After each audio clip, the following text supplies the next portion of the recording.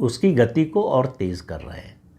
और उनके जो सलाहकार हैं, उनके जो करीबी हैं, उनको किसने सलाहकार बनाया, इस पर सोचना चाहिए डोनाल्ड ट्रंप को कि वो उनका फ़ायदा कर रहे हैं, नुकसान कर रहे हैं। ट्रंप को अपमानित कराने का काम कर रहे हैं, भारत और अमेरिका के संबंध और बिगाड़ने की कोशिश कर रहे हैं। जिस तरह की वो भाषा बोल रहे हैं, गटर छाप, गली के गुंडों वाली भाषा बोल रहे हैं, उससे उनको लगता है कि शायद भारत और भारत के प्रधानमंत्री नरेंद्र मोदी दब जाएंगे, झुक जाएंगे। ठीक उल्टा हो रहा है। अमेरिका झुकता हुआ नजर आ रहा है।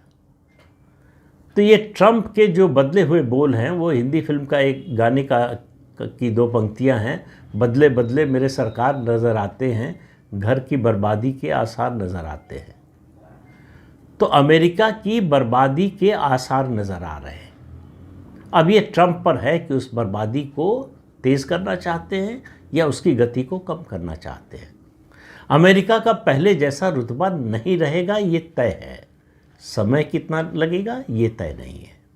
और ट्रंप जो कुछ कर रहे हैं उससे अमेरिका की प्रतिष्ठा तो नहीं बढ़ने वाली। पूरी दुनिया में अमेरिका को लेकर एक शंका की भावना है। विश्वास का जो धागा अलग अलग देशों के साथ था वो सब टूट गया है। उनके जो करीबी देश है वो भी जो है शक की नज़र से देख रहे हैं। यहाँ तक कि जो उनकी मदद पर निर्भर है यूक्रेन, वो भी अब देखिए यूरोप के देश कह रहे हैं कि भारत के प्रधानमंत्री को मदद करनी चाहिए यूक्रेन का युद्ध समाप्त कराने में, क्योंकि वही हैं जो व्लादिमीर पुतिन और व्लादिमीर ज़ेलेंस्की दोनों से बात कर सकते हैं। भारत का महत्व आप समझिए कि विश्व में इस समय जो सबसे बड़ा युद्ध चल रहा है उसको कोई रुकवाने की क्षमता रखता है तो भारत के प्रधानमंत्री नरेंद्र मोदी। ये भारत का कोई नागरिक, भारत का कोई राजनयिक, भारत का कोई नेता, भारत सरकार का कोई प्रवक्ता वो नहीं कह रहे, ये यूरोप के देश कह रहे हैं। तो यूरोप के देशों को एक बात समझ में आ गई है कि भारत को मेज पर बिठाए बिना, भारत को बुलाए बिना, भारत का सहयोग लिए बिना दुनिया की इस समय की कोई भी बड़ी समस्या को हल नहीं किया जा सकता है। भारत की भूमिका सबसे महत्वपूर्ण होगी।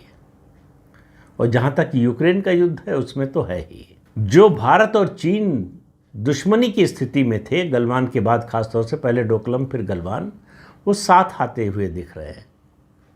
लेकिन कल ही हमारे CDS अनिल चौहान ने जो बात कही है उसको कभी भूलना नहीं चाहिए।